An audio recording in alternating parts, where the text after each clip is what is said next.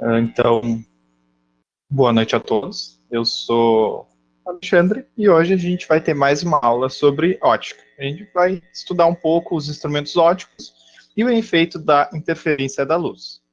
Então, posso dar prosseguimento? Manager, 1 minuto antes, ou a gente espera? Enquanto isso, para quem está assistindo no computador, recomendo que pegue a minha fotinha, minha carinha que está aqui em cima e coloque um dos dois lados, arraste para um dos dois lados, porque aí a tela vai ficar maior, tá bem? Que aí vocês conseguem ver com um zoom maior. Caso alguém só esteja assistindo pelo celular ou algo do tipo, pode maximizar a tela da apresentação, que não tem muito problema. Vocês vão perder o meu rostinho, mas em geral não tem tanto problema.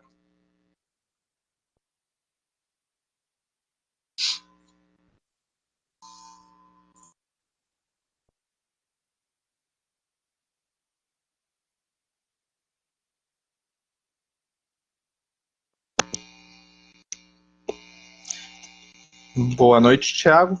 Consegue me ouvir?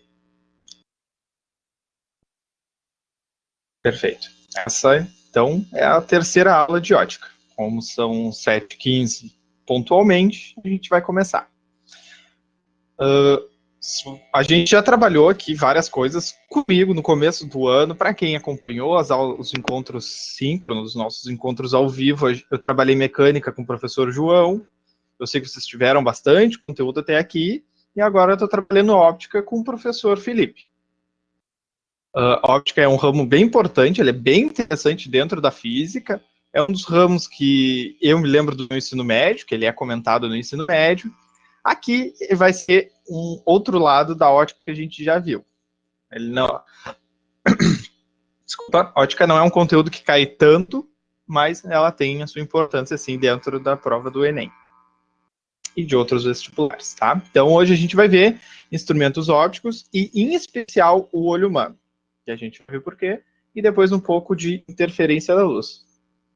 Então, a qualquer momento que vocês quiserem parar a aula e fazer perguntas, vocês são convidados a ligarem o microfone, podem me interromper, podem digitar no chat, como ficar melhor para vocês, tá bem? Então, vamos lá.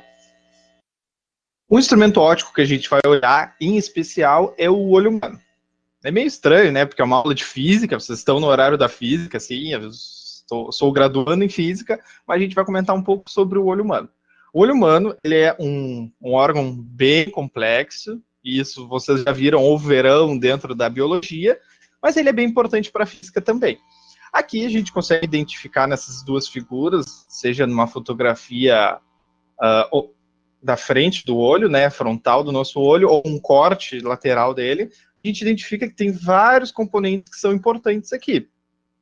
Por exemplo, as pálpebras são responsáveis por manter a segurança do olho, por impedir que poeiras entrem, entre outras coisas. Aqui, nós focaremos em algumas partes em específico dentro do olho humano.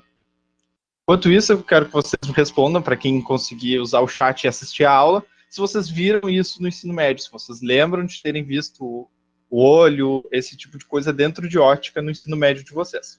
Tá? Então, vocês podem ficar à vontade para comentar aqui no chat. Sobre o olho humano. Em especial, a gente vai destacar algumas partes dele, tá bem?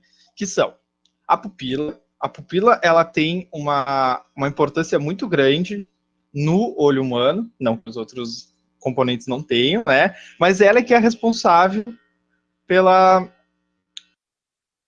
por permitir que certa quantidade de luz entre dentro do olho, tá? Como? A íris, aqui que a gente vê nessa figura ao lado, que é esse músculo, ele que vai fazer a sua ação sobre a pupila, e a pupila que vai dilatar ou vai comprimir, vai diminuir de tamanho, permitindo que entre muita luz ou pouca luz. Onde é que a gente vê isso? Que efeito a gente vê disso? Pensem vocês, para quem é de Pelotas, que um calorão, meio-dia, tu vai no centro, vai comprar algumas coisas, o sol atingindo diretamente, esqueceu o teu óculos escuro em casa, e a tua pupila, ela vai ficar bem pequenininha, para não permitir que muitos raios de luz entrem no teu olho e causem danos. Ela vai estar bem pequenininha.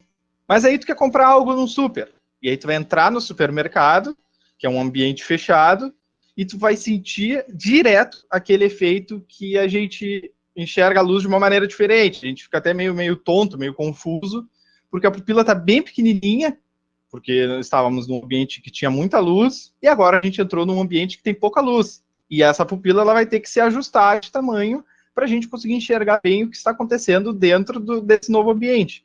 E aí acontece aquele efeito estranho, né? Que já aconteceu com todo mundo, por causa dessa mudança de tamanho na pupila. Então a gente ainda está olhando a luz daquela maneira que a gente viu anteriormente, com os raios de luz, com os feixes paralelos. A gente pode pensar dessa maneira e esse efeito prático no olho humano. Tem vários outros componentes que são bem importantes aqui. Em especial, a gente tem o efeito do cristalino como uma lente. Nosso olho ele funciona como uma lente. Não é um conteúdo tão cobrado assim dentro do Enem, mas ele é previsto e é bem interessante da gente estudar. Então, ele vai funcionar como uma lente que vai projetar a minha imagem no nervo óptico, aqui na retina aqui atrás. Essa figura aqui, por exemplo, tá? Esse é um recorte do olho e essa pessoa que tem esse olho está enxergando esse homem de pé. Aqui, a gente tem o efeito de lente que a gente viu anteriormente.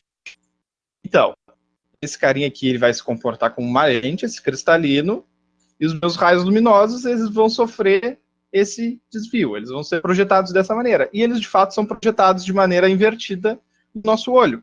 Então, aqui atrás, na nossa retina, o meu nervo óptico ele vai captar a imagem ao contrário. E aí, então, vai ser papel do nosso cérebro interpretar o que está acontecendo e fazer a transposição. Então, se vocês olharem para a volta de vocês, olharem para o computador, para o celular, saibam que essa imagem está sendo reprogramada pelo seu cérebro porque o seu olho capta ela de maneira contrária. Isso é bem interessante, né? É uma aplicação bem prática e legal do que a gente já viu anteriormente. Foi um pouco de lentes que a gente viu nas aulas passadas com o professor Felipe. Tá bem? O Thiago pergunta, existem pessoas que têm problema nesse negócio de inverter a imagem? A gente já discutiu isso numa disciplina e eu não tenho conhecimento de alguém que tem esse tipo de problema, que o cérebro não consiga fazer essa conversão. Porém, é totalmente plausível, porque se é o cérebro que comanda essa transformação, se eu enxergo de maneira contrária, mas o meu cérebro consegue processar essa informação e projetar certinho o que é em cima e o que é embaixo, a princípio poderia ter algum tipo de defeito genético ou algo do tipo que gere esse tipo de problema. Eu não tenho conhecimento de nenhuma doença que seja desse tipo, mas deveria ser bem louco. O Thiago comenta que deveria ser bem insano e acredito que sim. Mas a pessoa iria se acostumar, assim como a gente vê as coisas dessa maneira, assim como o chão da mesa está embaixo e a parte de cima está em cima, a pessoa poderia se acostumar ao contrário, né? Por que não? Tá bem? Então, agora para a gente comentar, essencialmente, como seria o olho humano.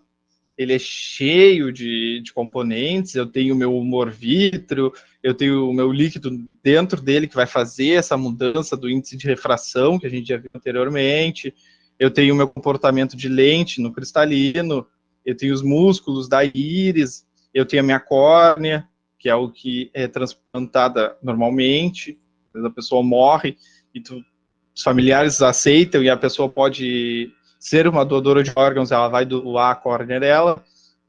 Então, tem várias coisas envolvidas aí, tá bem? Aqui é mais para a gente ver que existe e comentar um pouco sobre. Então, o Thiago perguntou se poderia existir esse tipo de problema de inverter a imagem, do cérebro não ser capaz de fazer bem feito essa inversão, computar direitinho essa inversão. Tem outros tipos de problemas de visão que são bem mais comuns que esse. Das pessoas que estão aqui, provavelmente alguém tem algum desses problemas de visão. Aqui eu separo em especial a hipermetropia e a miopia. Fisicamente, o que está acontecendo? Aqui a gente tem um olho com uma visão normal, e aqui também, né, porque elas são imagens espelhadas para problemas diferentes. Aqui a visão normal, eu tenho a minha vela, aqui eu tenho o meu efeito da lente, e a minha imagem ela é projetada ao contrário aqui no meu nervo óptico, ele vai detectar bem essa imagem, só que ao contrário. No caso da hipermetropia, isso não acontece dessa maneira. A formação da minha imagem, ela não seria no local adequado. Ela ficaria numa parte atrás do meu globo ocular, digamos assim. Como se o meu globo ocular, e é o que realmente acontece, ele sofresse um pequeno achatamento. Então, aqui eu tenho o globo ocular que ele é um pouco mais esférico, né? Então pode falar retorno, o pessoal da Terra plana reclama, um pouco mais esférico, e aqui ele sofre um pequeno achatamento. Então, a formação dessa imagem, ela vai ser numa parte atrás, ela ficaria numa posição atrás após o fim do meu olho. E como eu faço essa correção? Como eu corrijo isso? Eu vou lá numa ótica, que na cidade de Pelotas tem bastante, e eu compro uma lente que faça essa correção. Então, essa minha lente convergente, ela vai fazer a correção, e a minha imagem, assim como na visão normal, ela vai ser formada no local certo para o meu nervo óptico ele conseguir ter total informação e com uma boa precisão, uma imagem bem nítida dessa imagem. Então, eu uso uma lente e eu faço essa correção no meu problema visual. Na miopia, é parecido, só que ao contrário. É igual, só que diferente. Aqui eu teria uma visão normal, a vela sendo captada certinho, no local certo. Porém, por algum motivo, anteriormente eu tinha um achatamento, agora eu posso pensar num alongamento, ou um achatamento em outro sentido, né? Tem um alongamento do meu globo ocular, e a formação dessa imagem, ela não vai ficar no local esperado, ela seria um pouco mais para frente, o meu nervo óptico teria um problema para conseguir identificar essa informação, então eu uso uma lente e faço essa correção. A mesma lente? Bom, no primeiro momento, a imagem era formada atrás, então eu usava uma lente convergente para arrumar e a imagem ser no localzinho certo, aqui, com a correção. Agora eu uso uma lente divergente, se eu teria uma formação à frente do local desejado, eu utilizo a minha lente e com a correção a imagem volta a ser projetada no lugar certo. Eu volto a ter a minha visão como deve ser, com as imagens nítidas, sem problemas para identificar rostos e coisas, que é normalmente como a gente identifica que tem problemas de visão. Tentando enxergar letras, tentando enxergar coisas que ficam distantes, e aí eu consigo ter fortes sinais se eu necessito ou não de lentes para fazer essa correção. Tá bem? O estudo sobre lentes e espelhos também, dentro da ótica, ele é bem vasto. Poderia aulas e aulas sobre isso, para a gente conseguir comentar tudo sobre isso, mas ele não é tão recorrente dentro da prova do Enem como a gente conhece anteriormente. O histórico que a gente tem não nos dá fortes indícios de que necessitaríamos investir bastante tempo sobre isso, se a gente for comparar com outros conteúdos, tá? Então aqui a gente vai fazer um comentário breve. Se algum de vocês que consegue e acreditem que isso é um privilégio, vocês conseguem estudar, ou não precisam trabalhar, ou conseguem se organizar melhor com o estudo, deem uma olhada, é sempre válido. Observar a formação de imagens, a classificação de lentes, coisas desse tipo, tá bem? É importante, mas aqui a gente vai falar um pouco mais superficialmente nesse contexto do olho humano, tá bem? O olho humano, então, ele é um instrumento óptico bem interessante. Ele é semelhante às câmeras, se a gente for parar para pensar de uma maneira geral. O funcionamento ele é bem semelhante para a formação de imagens. A câmera não tem o nervo óptico, mas eu tenho ferramentas para conseguir simular um efeito parecido com esse. Certo? Então, esse foi um pouco do olho humano, um breve comentário. A gente tem uma ideia do que é, de como funciona, e de alguns problemas mais comuns dentro da visão humana. Tá bem?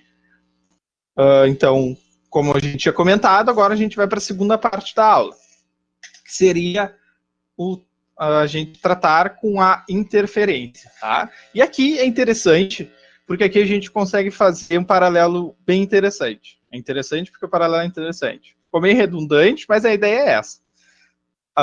Até então, nas aulas anteriores, com o professor Felipe, que eu acredito que está aí, né, um pseudônimo,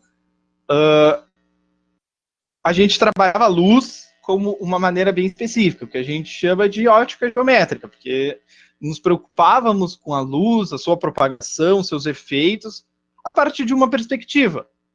Agora, a gente vai pegar esses mesmos conceitos, vai pegar os efeitos da luz, ou o tratamento de fato da luz, e vai começar a olhar a partir de outros olhos.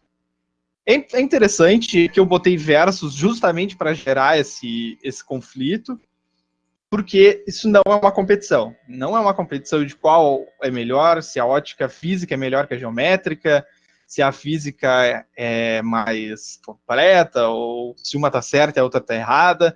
Não, eu vou analisar problemas diferentes a partir de perspectivas diferentes. Cada ótica me traz respostas para problemas diferentes. Eu consigo responder alguns problemas com as duas, por exemplo, a gente vai ver um caso que é bem semelhante à ótica geométrica, mas são ramos distintos dentro da ótica. E a primeira pergunta que a gente vai se perguntar dentro da ótica física seria qual a natureza da luz? Ou melhor, o que é a luz? Aqui eu coloco que a luz é uma onda. Alguém acredita que a luz é uma onda? Ou melhor, alguém não acredita que a luz é uma onda? O que vocês acham? Eu coloco que a luz é uma onda. Essa é uma afirmação que eu faço. Vocês teriam alguma contribuição para essa frase? Se ela não é onda, o que ela poderia ser? Ela poderia ser uma partícula, por que não? Como é que a gente sabe que ela é uma coisa e não é a outra? Alguém tem alguma ideia? Em geral, na física, a gente faz experimentos. Experimentos é uma das partes mais importantes da física. A gente pensa na física, e nesse momento é uma excelente ideia. Temos dois ramos muito importantes e que andam paralelamente para o conhecimento científico, que é a abordagem teórica e a abordagem experimental. Então, eu faço um experimento e identifico se a luz é uma onda, se ela é uma partícula, e esse tipo de questão eu consigo responder a partir do experimento. Se fosse partícula, a luz interferia na outra? Tu diz uma luz interferindo na outra. Por exemplo, uma colisão de bolinhas de bilhar, algo assim.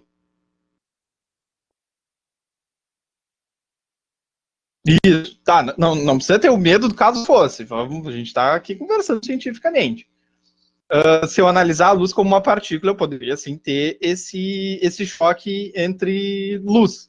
Se a luz for uma bolinha, e na física isso é muito importante, porque muitas coisas dentro da física a gente fala que é uma bolinha, que é bem mais fácil de resolver matematicamente. Se ela fosse uma bolinha, por exemplo, ela interferisse com alguma coisa, de fato, ela poderia... a gente não chegou a comentar muito, mas em efeitos de colisões, a gente tem o momento de uma partícula sendo passado para outra. No momento a gente chegou a discutir, mas esse tipo de efeito poderia acontecer. Tá?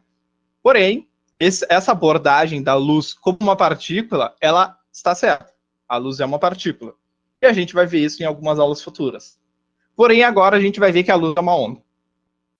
E aí, esse é o momento que vocês param de acreditar em mim e fecham o navegador, né? Porque eu estou falando que a luz é uma partícula e a luz é uma onda. E a luz é as duas coisas de fato, tá bem? Aqui a gente vai abordar a luz como uma onda. Depois, nas aulas futuras, eu sei que os outros professores estão loucos para fazer isso também, e a gente vai abordar um pouco de física moderna para a gente tentar sanar essa dúvida, tá? Mas agora a luz vai ser uma onda, tá bem? E isso parece meio imposto, mas isso não é tão imposto assim, não é tão forçado essa afirmação. Aqui a gente tem o princípio de Huygens, e eu coloquei essa citação maiorzinha, caso vocês peguem o slide no outro momento e queiram ler. Tá? Então eu vou fazer a leitura. Todos os pontos de uma frente de onda se comportam como fontes pontuais de ondas secundárias. Depois de um intervalo de tempo t, a nova posição na frente de onda é dada por uma superfície tangente a essas ondas secundárias. É bastante informação, mas não parece fazer muito sentido para a gente agora. Tá? Qual é a questão? A ideia é que, até então, e essa foto eu peguei propositalmente dos slides do professor Felipe, que a gente representava a luz a partir desses feixes paralelos. Se eu queria falar que aqui, na parte esquerda, eu tinha uma lâmpada, por exemplo, e aqui eu tinha uma pessoa olhando a luz dessa lâmpada, eu representava a luz que se propagava a partir desses feixes paralelos. Isso dentro da ótica geométrica, e é uma boa representação, consigo explicar vários efeitos a partir disso. Agora, a ideia é que a gente pense dessa propagação como sendo uma frente de onda, tá? Isso é meio estranho da gente entender. Tá? É como se, a partir desse princípio de Huygens, tá? E essa foto, ela vai explicar isso, que a minha onda se propagando no espaço, eu posso fazer uma representação dela como sendo essa superfície tangente, e a tangente significa isso, tangente a essas ondas secundárias. É como se eu tivesse vários pontos de onda aqui, ou algo do tipo. Dessa foto aqui fica um pouco mais clara, se propagando. Então eu defino que cada pontinho aqui da frente dessa propagação, deixa eu fazer um risco aqui, mas de vermelho é ruim. Vou fazer de preto. Aqui, para não ficar tão confuso. Vamos pensar que esse daqui é condizente com esse ponto aqui. Tá? Eu tenho essa propagação, então, nesse ponto tangente, que é o que está dizendo o princípio de Huygens, e Huygens é um cientista bem importante, não só para a ótica, mas ele vai falar, então, que esses pontos de frente de onda, eles vão se comportar como fontes pontuais de outras ondas que são secundárias. E então aqui eu tenho essa frente de onda, esse ponto que é tangente a todos eles, num tempo t0, num instante inicial, e depois de um instante de tempo, eu vou ter essa propagação da frente de onda, tá? Qual é a ideia? A ideia é que a gente representava essa propagação, representava a luz se movendo de uma maneira gráfica, assim, a partir desses feixes. Agora a gente também utiliza uma representação gráfica, mas a gente vai se preocupar com esses pontos de frente de onda para a gente representar o que está acontecendo. Tá bem? A nova posição da frente de onda, então, que é essa frente de onda que vai se mover, é dada por uma superfície tangente a essas ondas secundárias. Cada onda secundária vai ter um ponto e tangente a todos os pontos, ou seja, que vai cortar aqui a frente deles, eu tenho a minha frente de onda, tá? E esse conceito ele é meio confuso, porque no primeiro momento, talvez no primeiro, em todos os momentos, a ótica geométrica seja mais tranquilo para a gente aceitar, para a gente conseguir trabalhar com ela, mas a ideia é mais ou menos essa, tá? Isso é importante para o nosso efeito de interferência. Por quê? Porque se eu pensar que a minha onda de luz, por exemplo, ela se propaga aqui, e aqui em preto a gente tem os feixes que a gente já tinha visto anteriormente, os feixes paralelos. E aqui eu tenho as minhas frentes de onda, tá bem? Por que isso é importante? Porque eu posso olhar para o meu problema, que seria a luz vem do ar e entra no vidro, que é o dia a dia da nossa janela de vidro. Quando o sol vem, ele se propaga no ar, e aí ele passa pelo vidro e acontece alguma coisa. O que acontece? A gente pode analisar a partir dessas frentes de onda. Se a gente olhar aqui na figura A, eu tenho a minha frente de onda, que ela se propaga com um comprimento de onda, e aqui a gente vai ter que começar a puxar um pouco na memória as aulas do professor Marcos e do professor Matheus sobre ondas, que com certeza ajuda a gente nesse momento. Então, essas minhas frentes de ondas que possuem um comprimento de onda, que é esse movimento ondulatório que a luz vai apresentar. Então, tudo vai... A ideia central é essa, é um comportamento ondulatório. Então, ela vai se propagar com uma velocidade v. Deixa eu pegar uma caneta. Agora preto não é bom, pega um dente. Ela se propaga para cá, como está a setinha, se propaga para cá. Quando ela incide no vidro, a gente já viu nas aulas passadas que a gente vai ver esse efeitinho aqui, que é o efeito da refração. Ou seja, vai ter uma mudança na direção da minha propagação. Eu vou ter, então, uma refração nessa mudança de meios. O que é interessante? Que antes da onda vir, ela tinha um comprimento de... Antes da luz vir como onda, ela tinha um comprimento de onda bem definido, que aqui eu chamo de lambda 1. Tá? Depois que ela refrata e entra dentro do meio, e a refração a gente já viu com o professor Felipe, quando ela refrata e entra dentro do meio, ela possui outro comprimento de onda. Tá bem? Esse efeito aqui está acontecendo. Que relação que me garante isso, ou que relação que me dá esse tipo de característica? Essa daqui. Que a minha velocidade no meio 1 sobre a velocidade no meio 2, ou seja, ela se propagava aqui com uma velocidade muito alta. Ela passou de meio, o vidro é mais denso, ela diminuiu a velocidade. Então, eu tenho essa relação, comprimento de onda 1 sobre o comprimento de onda 2. Se a gente lembrar que... Putz, agora vocês vão ver meu dote artístico. Que a velocidade da luz, ou a velocidade de uma onda em geral, aqui ela vai ser lambda, que é o comprimento da minha onda, vezes f. Tá bem? Lambda tem unidade 1 sobre metro. Não. É V igual a Jesus. F, M, lambda sobre F. Não, é lambda F mesmo.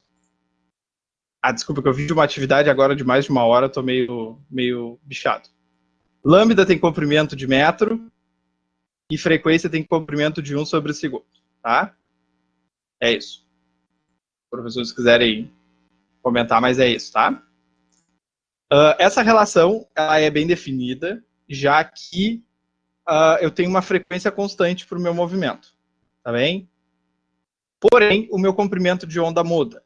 Ou seja, esse carinha aqui que tinha um comprimento lambda 1, dado por essa equação abaixo, ele vai agora ter um comprimento lambda 2, que é aqui embaixo.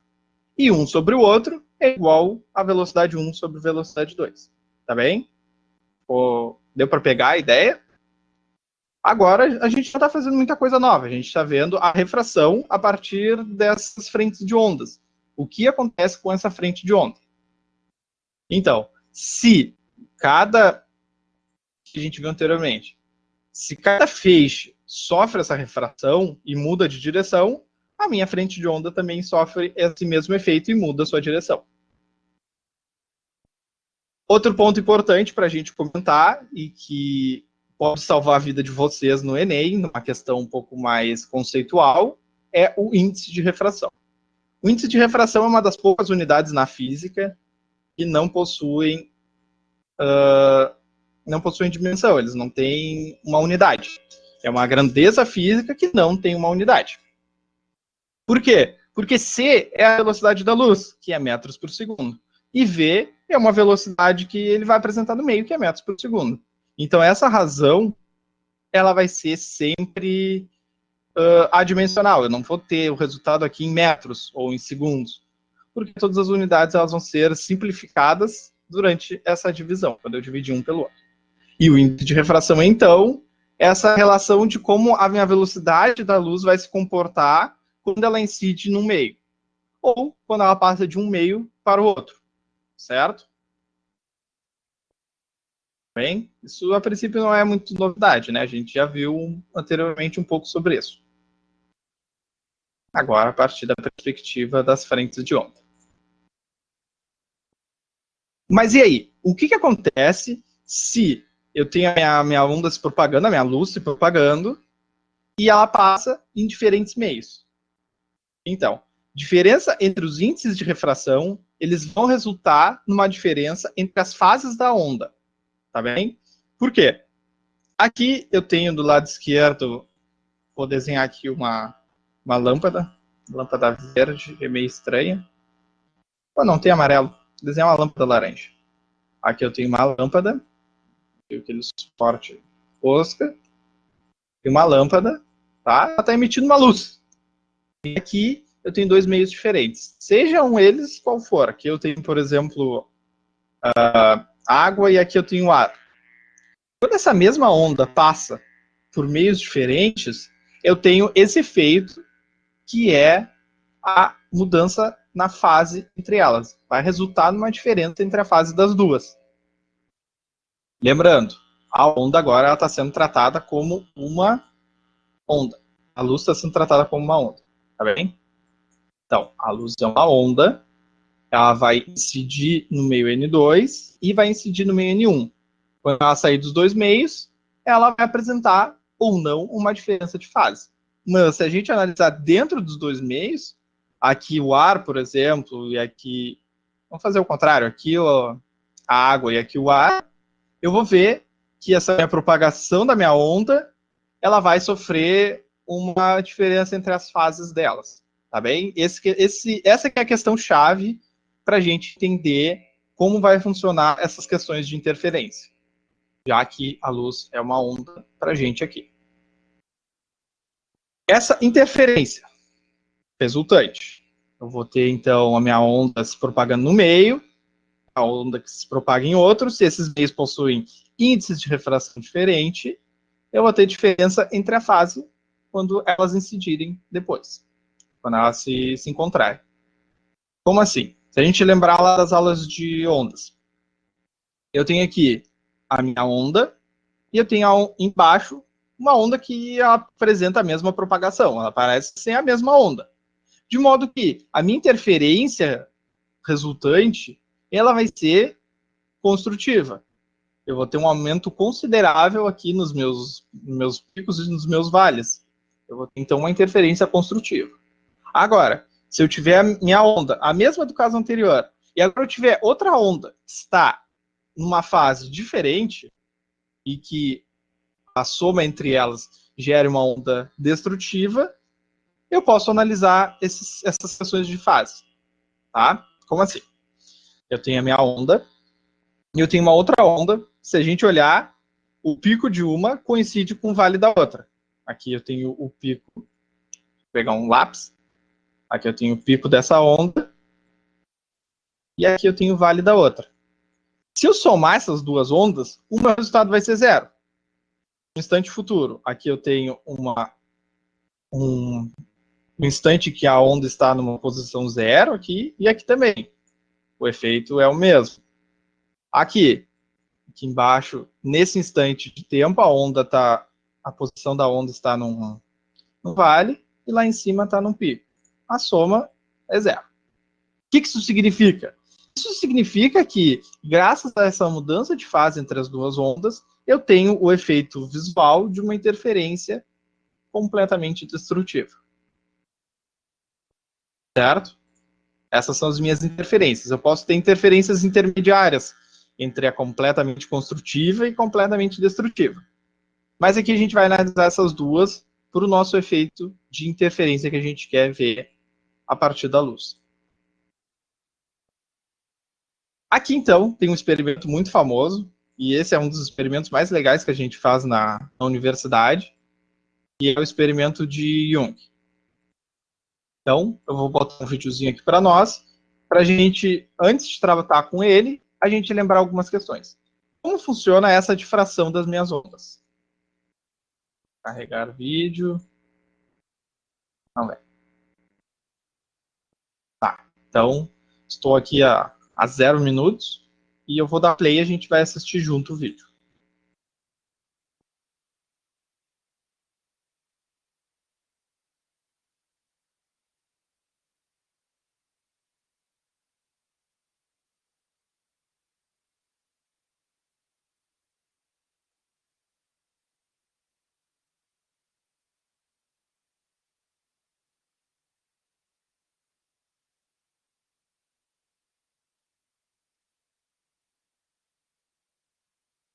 Então, pausei o vídeo aqui em 0,29. O que é esse experimento?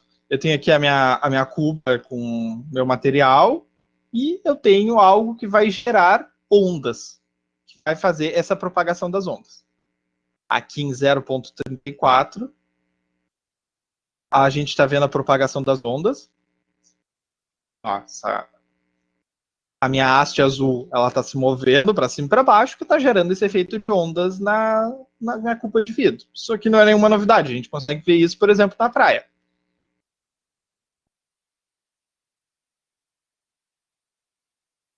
Agora o professor vai colocar um obstáculo.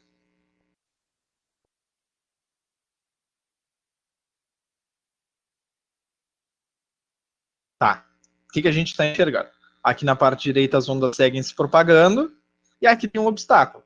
Acontece já o nosso efeito que a gente quer observar, tá? Mas ainda é muito pouco. Em princípio, as minhas ondas passam livremente.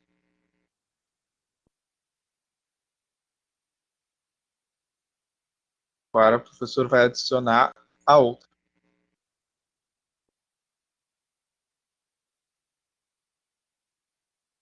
Agora, com um obstáculo entre elas, as ondas elas passam esse obstáculo. E isso, graças a isso, que a gente consegue ouvir, por exemplo, os nossos vizinhos gritando na casa deles. Que essa onda vai fazer, o som deles vai percorrer esses caminhos dentre as duas casas. Não preciso estar com um caminho livre entre uma pessoa e outra para eu conseguir ouvir ela.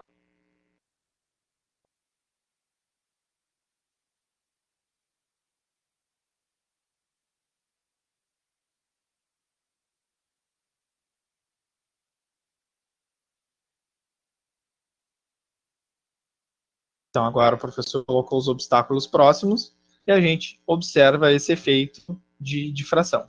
As minhas ondas, elas difrataram quando elas passaram por esse pequeno obstáculo.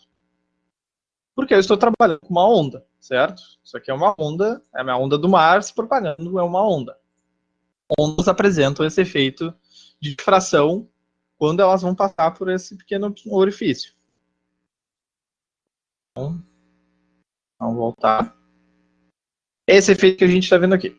Se eu tiver minhas ondas planas se deslocando da esquerda para a direita e aqui eu tenho um pequeno orifício, eu vou observar esse efeito de difração.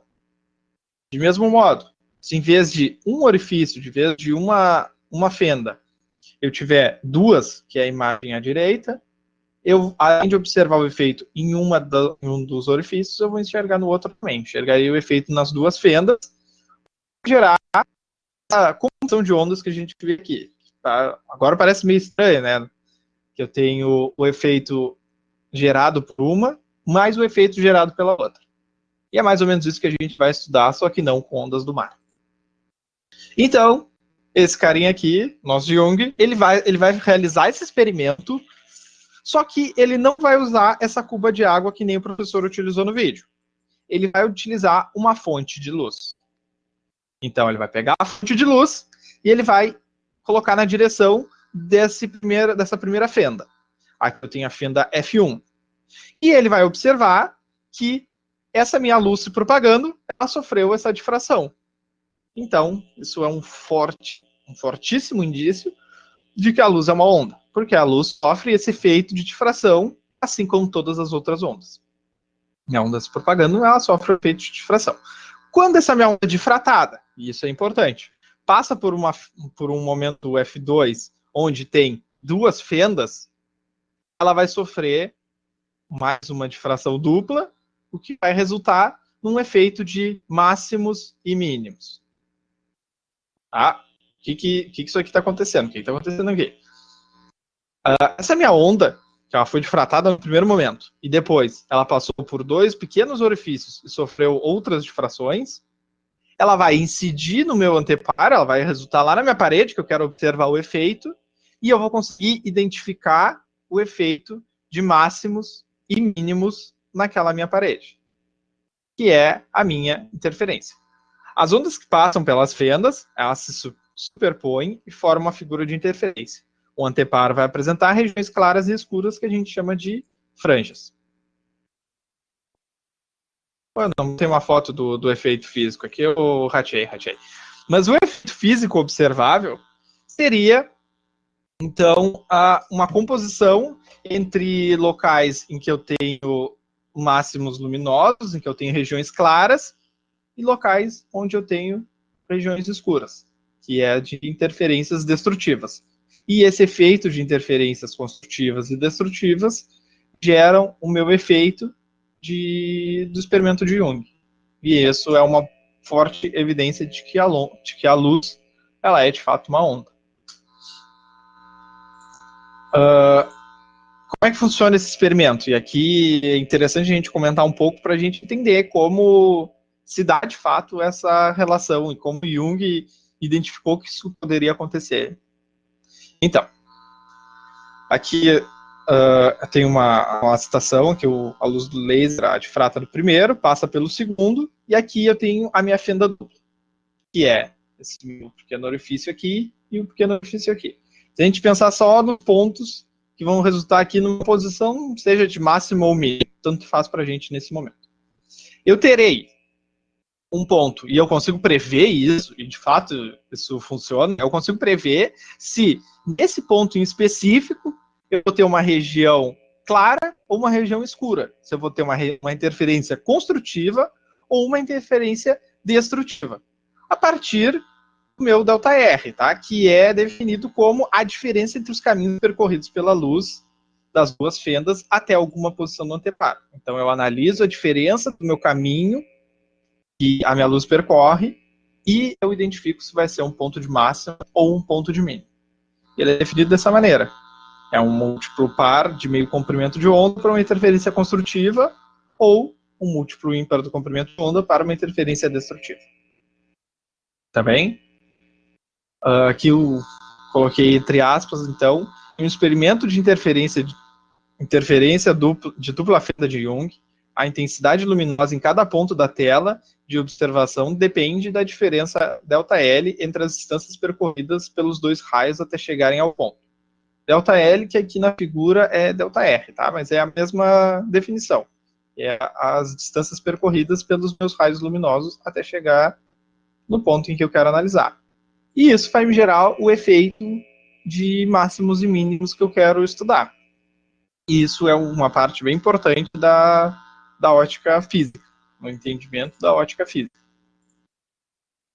Um efeito disso, podemos dizer assim, bem prático, bem bonito, é a interferência em filmes finos, ou em filmes delgados, ou qualquer outro nome que possa aparecer. Porque todas essas palavras são sinônimos. Elas querem dizer materiais que apresentam essa espessura bem fina. Por exemplo, uma bolha de sabão.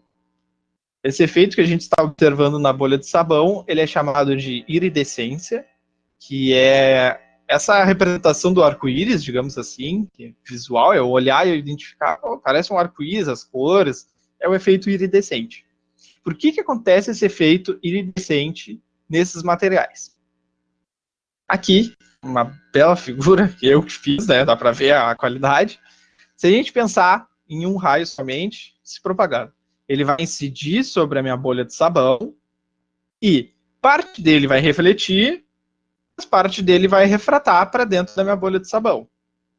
Tá? Então, o meu raio A aqui no ponto A, ele vai parte ser refletido e parte ser refratado.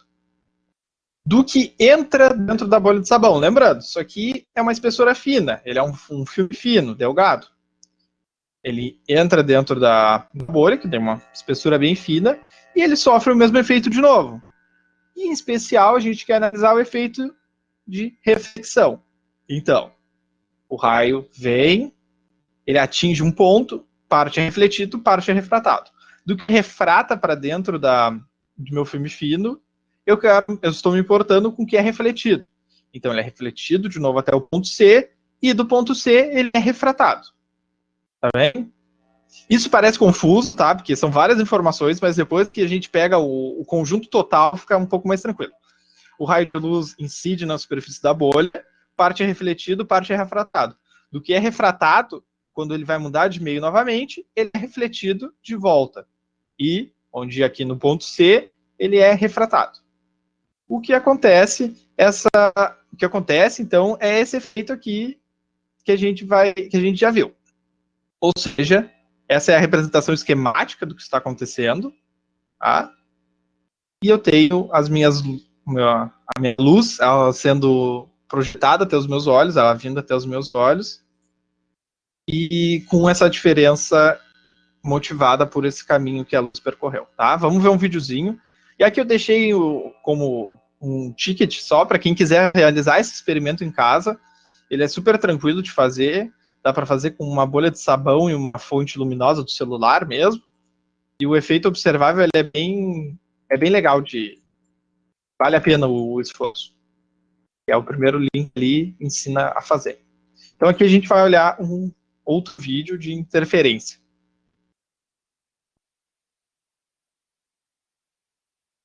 É bem parecido com o que a gente vai ver, tá? Então ele tem um anteparo branco aqui em 0,13 segundos.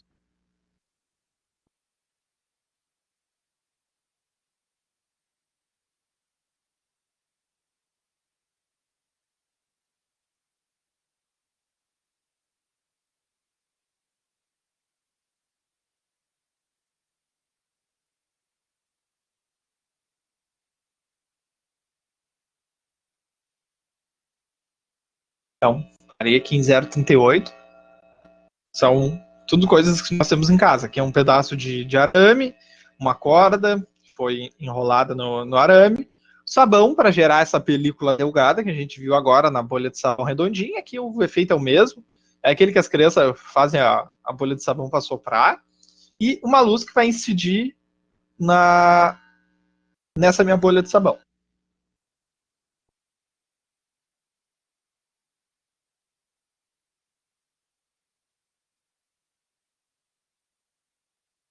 Então, parei em 0,48. Esse efeito observável que estamos vendo no anteparo branco, ele é fruto dessa interferência que é feita, que é observada a partir dessa diferença entre os caminhos que a minha luz realizou, no primeiro momento somente refletida, e no segundo momento refratada, refletida e refratada.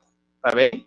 Então, essa diferença que vai gerar aquele efeito que a gente viu anteriormente lá no experimento de Jung. Então, a gente pode pensar de uma maneira análoga, lá no anteparo que gerou máximos e mínimos. Aqui vai gerar também uma interferência que vai resultar nesse efeito iridescente que a gente pode observar no experimento aqui que o professor fez. Ou, se vocês quiserem fazer, fique à vontade, é bem legal o experimento. Então, a gente vai ver agora algumas questões sobre ótica. Essa parte que eu comentei agora, ela é bem legal, bem importante, mas ela não é tão vista dentro do Enem, pelo menos a partir do que nós conhecemos. Então, eu peguei aqui as duas questões do Enem para a gente resolver um pouco rapidinho, até o final da aula. Então, vamos lá. Para que uma substância seja colorida, ela deve absorver luz na região do visível. Quando uma amostra absorve luz visível, a cor que percebemos é a soma das cores restantes que são refletidas ou transmitidas pelo objeto. A figura 1 mostra o espectro de absorção para uma substância e é possível observar que há um comprimento de onda em que a intensidade de absorção é máxima. Um observador pode prever a cor dessa substância pelo uso da roda de cores da figura 2. O comprimento de onda correspondente à cor do objeto é encontrado no lado oposto ao comprimento de onda da absorção máxima. Então, ao final da primeira aula, o professor Felipe comentou sobre isso. Ele falou sobre essa relação de absorção. Mas aqui a questão, ela nos deu uma informação. E o mais importante é que a informação ela pode ser resolvida somente com interpretação de texto. É interessante a gente saber do que estamos tratando, olhar a figura, identificar o que está acontecendo. A gente pode mais ou menos ter uma boa ideia a partir da leitura. E vem a questão. Qual a cor da substância que deu origem ao espectro da figura 1? Vocês conseguem enxergar bem a figura 1? Aqui, para mim, ela fica visível, eu consigo enxergar. Se ninguém responder que não, acredito que consigam enxergar. Tá? Eu vou fazer... Tá bem. Então, caso alguém esteja tendo problema, vou fazer a leitura. Na figura 1, essa substância desconhecida, no eixo X eu tenho meu comprimento de onda, e no eixo Y eu tenho a intensidade de luz absorvida. E aqui eu tenho uma curvinha, que é o que a gente vai analisar. Na figura 2, a gente tem essa relação entre as cores, os intervalos de comprimentos de onda entre cada cor, e, como falou no enunciado, e aqui está de novo, se a substância absorve nessa região, então lá do lado oposto vai ter a apresentação dessa cor. Agora vem a questão-chave. A gente olha para a figura 1 e se pergunta qual o comprimento de onda que é melhor absorvido, ou que apresenta uma melhor absorção a partir dessa curva aqui. Ele está em qual intervalo? O que vocês acham? A figura ela vai de 400 nanômetros a 700 nanômetros. E aqui ela apresenta o intervalo de absorção. Então, mais ou menos, se a gente analisar a figura, o intervalo onde tem a maior absorção, o intervalo em que a intensidade de luz é mais absorvida seria nos 500 nanômetros. Então, essa substância, que eu não sei qual é, ela absorve mais nessa região dos 500 nanômetros, nesse comprimento de onda. Agora, segundo o enunciado, o que a gente vai fazer? A gente vai olhar para a figura 2 e vai identificar que região fica os 500 nanômetros. Começa em 400, 430. Não. 430, 490. Não. 490, 560. Sim, ele está por aqui. Então a resposta é letra B, verde? A resposta para o meu problema? Não, né? Por quê? Porque eu tenho essa relação oposta. E aqui está a nossa respostinha. A minha... Eita, nós, hoje está brabo. Se a minha substância ela absorve nessa região do verde, que a gente viu aqui no gráfico de cima, próximo de 500, então a cor dela está no lado oposto, que é aqui no vermelho. Aqui eu coloquei a respostinha para vocês, caso vocês revejam os slides para se guiarem melhor. Do aspecto de absorção, verificamos que o comprimento de onda da luz absorvida com mais intensidade é na ordem de 500 nanômetros, está aqui por volta dos 500. Nessa minha roda de cores, que é a figura 2, esse comprimento de onda está na faixa da radiação verde.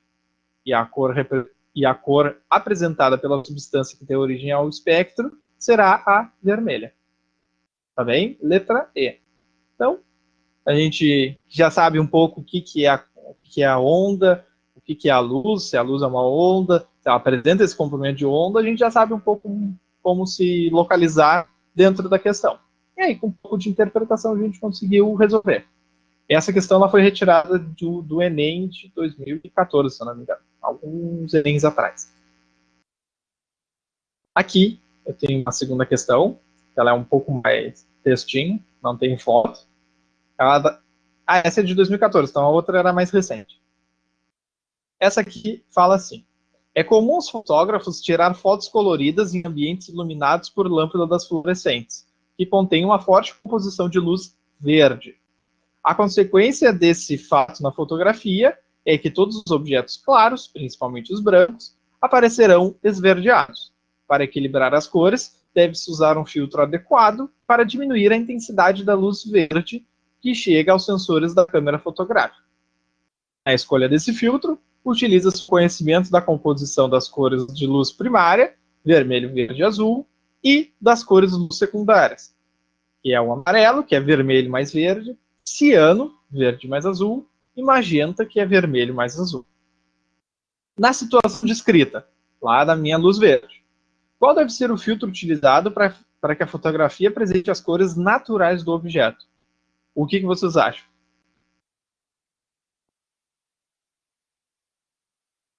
Alguém tem algum palpite? Vamos recapitular então. A gente tem o nosso ambiente e as pessoas usam uma lâmpada fluorescente que é verde. Então, as minhas cores, por exemplo, se ele quer tirar foto de uma mesa branca, ele vai ter problema porque a mesa ela vai estar esverdeada. A sugestão que a própria questão dá é utilizar um filtro na câmera que faça o ajuste desse esverdeado. Se, na minha composição, para eu representar o meu branco, eu tenho muito verde, o que eu preciso adicionar nesse meu filtro externo para eu poder captar um branco mais branco, né? Menos esverdeado, um branco puro. Eu devo adicionar, então, já que verde é uma das cores primárias, eu devo adicionar o meu vermelho e o meu azul. Ou seja, eu tenho o meu objeto branco que ele está esverdeado, eu adiciono um filtro que contenha vermelho e azul. Eu não consigo marcar vermelho e azul em nenhuma das duas questões, porém, eu sei que vermelho mais azul é magenta e está feita a minha questão. Mais uma questão de ótica que a gente consegue fazer tendo um breve conhecimento, sabendo o que são os conceitos que estão por trás da ótica. Não precisei aplicar nenhuma conta, nem nada do tipo, mas é interessante eu saber o que é a luz, por que ela é feita dessa composição e coisas desse tipo. Então, a minha resposta é magenta. Assim como no caso anterior, eu coloquei aqui o gabarito para vocês lerem depois. Meu ambiente está iluminado com uma forte composição de verde, E aí a gente tem que usar um filtro para atenuar essa luz verde. O filtro ele tem que intensificar, então, as minhas outras cores primárias para retornar lá para aquele meu branco, o vermelho e o azul. A combinação dos dois é o magenta. Então, hoje a gente comentou um pouco sobre o olho humano, o que é e como ele se comporta. É bem interessante a gente ter um conhecimento, mesmo que rudimentar, sobre, porque pode acontecer que caia uma questão sobre isso no Enem. Depois a gente viu um pouco sobre ótica física, a gente não viu muito porque ela não é tão presente quanto outros conhecimentos. Vocês já viram e vão continuar vendo até a data do Enem. Então a gente deu uma pincelada por cima, e aqui a gente resolveu duas questões que, na prática, elas não necessitaram de tanto conhecimento nosso. São questões que a gente viu, sejam nas aulas com o Felipe, as que ele deu anteriormente, ou alguma coisa que a gente viu nessa, ou mesmo questão de interpretação de texto. Quem já realizou o Enem sabe que interpretação de texto é a coisa mais importante quando a gente vai fazer o Enem. Se tiver uma boa interpretação de texto, consegue sair bem em várias questões distintas. Então, mais importante que isso é eu ter selecionado essas questões para vocês verem que as questões do Enem elas não são uns monstros. Às vezes a gente tem essa ideia de que é muito difícil, que está fora da alçada, ou coisas do tipo. Não. Sentem, deem uma olhada, abram a questão de física do Enem, e vejam o que vocês sabem, se o conhecimento que está sendo solicitado vocês já viram, se vocês conseguem, a partir das notas de aula ou algo do tipo, responder, que isso é um processo muito importante para vocês conseguirem avançar no conteúdo e se sair muito bem na prova de fato. Tá bem? Então, alguém ficou com alguma dúvida sobre a aula de hoje? Alguém quer rever algum conceito que foi apresentado ou algo do tipo? Se não, então agradeço vocês. Acho que passou do horário, né? Se eu não me engano, são 50 minutos. Peço desculpas a vocês. Se não foi Brasil, a gente está estamos dentro do horário. Temos 4 minutos para conversar. Não, brincadeira. Então, descansem, tá? Fiquem em casa dentro do possível. Estudem e usem os nossos professores. Nós temos ótimos professores, bem melhores que eu. Os guris são show de bola. Interajam lá no grupo do WhatsApp para quem está lá. Peçam ajuda, peçam monitoria. A gente vai estar sempre ajudando vocês. Tenho certeza que ninguém vai se negar para ajudar vocês. Então, por hoje é isso, pessoal. Muito obrigado.